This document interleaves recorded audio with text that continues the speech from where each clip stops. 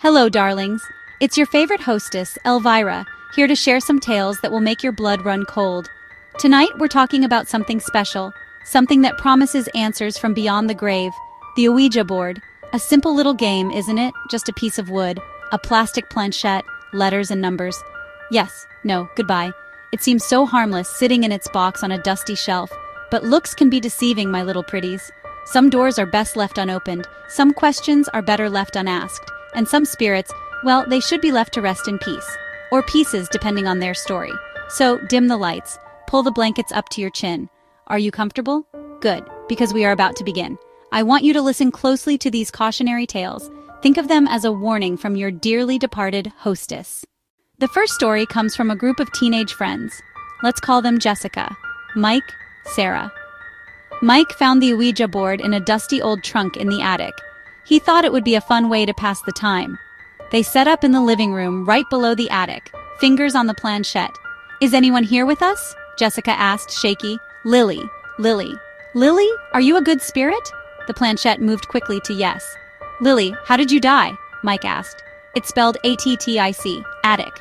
A cold draft swept the room. A rocking chair creaked in the attic. Creak, croak. They felt watched. A dragging noise moved toward the trapdoor. It was coming for them. Now, for those of you who like to play with fire, who dabble in the occult and flirt with the other side, there is one name you learn to fear. It's a name whispered in hushed tones on internet forums and in dusty old books.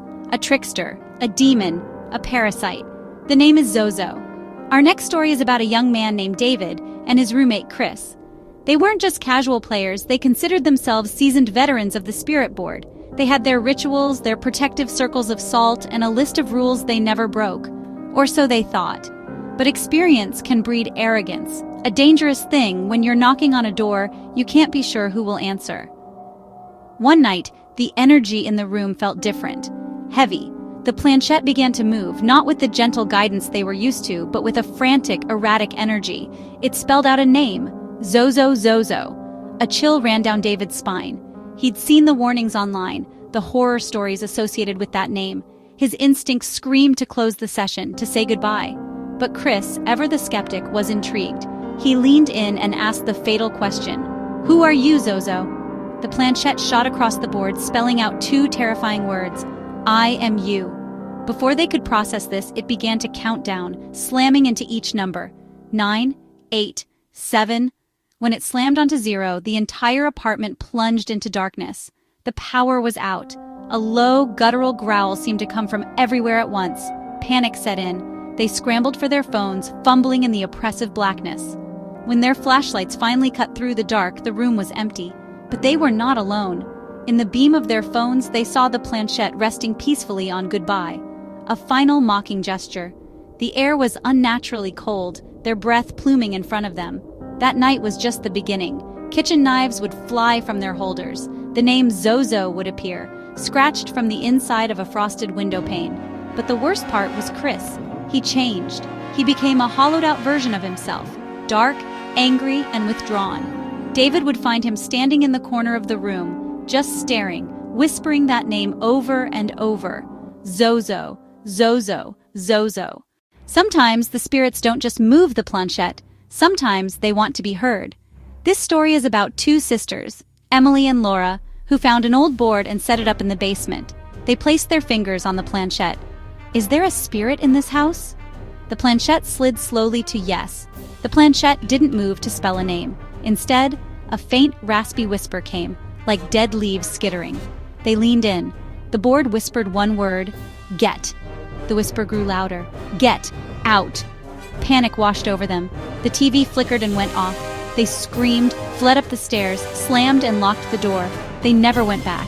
Late at night, behind that locked door, a faint raspy whisper still says the same two words, "Get out." Mirrors, my darlings, can be portals. They reflect our world, but who's to say what's looking back from the other side? Leo, Ben, Sam, Noah. They placed the board on the floor beneath a large mirror. Candlelight flickered and reflected in the glass. "What is your name?" The planchette spelled Tom. He was 8 when he died. Drowned. Ben gasped. In the mirror, behind their reflections, a fifth hazy figure stood. A small boy, wet hair, hollow sockets for eyes. The boy lifted a hand and touched Ben's reflection. Ben screamed, "It's burning! It's so cold! It's burning!" The candle went out. When the light returned, the boy was gone. But Ben had a red, angry child's handprint on his shoulder that never faded. One of the cardinal rules of the Ouija board is to never, ever play alone. This is Chloe. She lived alone and lonely, bought a board one night after midnight. She lit candles and placed her fingers on the planchette. It spelled, "Hello, Chloe." The spirit called itself Friend and said it would protect her. She spent the hour talking, felt comforted, said goodbye, and put the board away. She drifted to sleep feeling peaceful.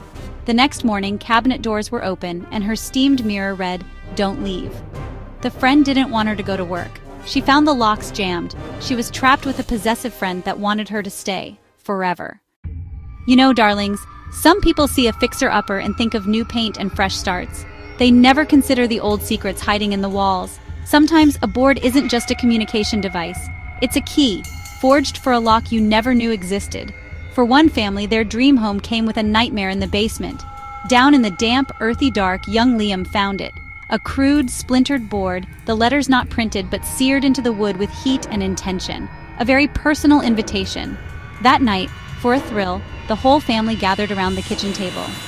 "It's just a piece of wood," Mark the father scoffed. His wife Susan felt a prickle of unease, a cold draft that had nothing to do with the old house. But the kids were excited, so for fun, they all placed their hands on the carved planchette, a little family bonding. What could possibly go wrong? At first, nothing. Then, a tremor. The planchette began to scrape across the rough surface, the sound like fingernails on a coffin lid. It slowly spelled its greeting. "I was here first." Nervous laughter quickly faded as the pointer began to spin, a frantic, uncontrolled vortex. It flew from their fingertips, shot across the room, and cracked the plaster of the far wall. The lights buzzed, flickered, and plunged the room into darkness. In the sudden silence, they could hear the broken pieces settle on the floor. They threw the splinters away, but darlings, you can't unring that kind of bell. They had already opened something. The real terror began that night. Little Sophie woke the house with a scream of pure horror, pointing a trembling finger. She sobbed about a tall, dark man in the corner of her room, a man with no face. The parents dismissed it as a bad dream, a product of the evening's games. But then Liam, who found the board, began seeing it too. A flicker of movement at the top of the stairs. It was a tall, faceless blackness, a patch of night that had bled into their reality, sucking the very light from the room. Soon even Mark and Susan caught glimpses, a fleeting shadow that would melt away the moment they turned to face it. They hadn't just spoken to something. They had let it in. It now lived in the shadows of their home. Our final story for tonight, my little ghouls, is a lesson in being careful who you invite to your party. You see, on Halloween, the veil between worlds is paper thin, and some invitations get delivered to the wrong side of the veil. A group of friends, feeling brave, held a seance and set an extra chair for a spectral guest. They thought it was a fun, spooky gesture. They were dead wrong. There was Maya, the confident ringleader, Jason, the skeptic along for the ride, Chloe and Ben, the nervous couple holding hands under the table, and Anna, who was more sensitive to the world beyond. 5 friends, about to become 4. They placed their hands on the planchette and asked if a spirit would join their party. After a tense silence, it slid deliberately to yes. Maya, ever the host, laughed nervously. "Welcome to our party." She gestured to the empty chair, and a sudden biting cold spot formed around it, so frigid they could see their breath. The air grew heavy, thick with an unseen tension. The laughter died on their lips, replaced by a dreadful silence. Then, Anna pointed with a trembling finger. The cushion on that empty chair had a deep indentation, as if someone very heavy had just sat down. They couldn't see anyone, but they knew with chilling certainty something was watching from that seat. Trembling, they asked who was there. The planchette spelled, "I never left." Then, "This is my chair." Jason foolishly asked what it wanted. The planchette moved with terrifying purpose, spelling out a final, dreadful promise. "One of you will stay with me." Panic erupted. They fled into the night, leaving the board and the haunted chair behind. A week later, the entity collected its due. Anna, the one who first saw the impression, vanished from her home without a trace. She was never seen again.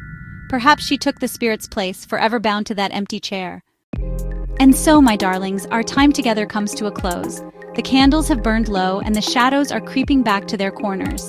Think of Jessica, Mike, Sarah, David, Emily and Laura, Ben, Chloe, the family who invited a permanent guest, and the friends who left an empty chair. One of them stayed to fill it forever. The Ouija board is more than cardboard and plastic. It's a focus, a key, an invitation into the vast silent darkness. The terrifying part isn't that something might answer. It's that you have no control over what answers. Before you place your fingers on that planchette, ask yourself, are you prepared for the consequences? Be sure to check under your bed, and don't be surprised if you hear a faint scratching from your closet. They are always listening and always eager to play. For now, it's time for me to say goodbye. Or is it? Unpleasant dreams, darlings.